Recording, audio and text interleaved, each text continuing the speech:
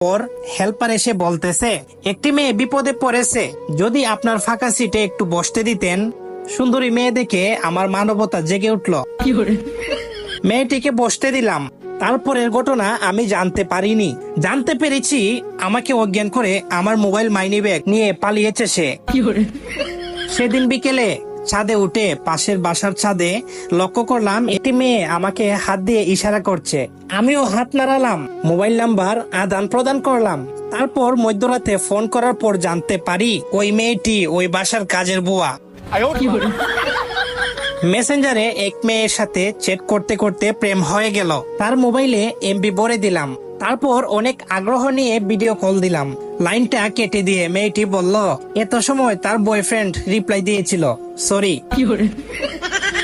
নারী অভিনয়ের জন্য সেরা রে। বন্ধুরা, এরকম ফানি ভিডিও পেতে হলে ভিডিওতে একটি লাইক দিয়ে সাবস্ক্রাইব বাটনে ক্লিক করবে এবং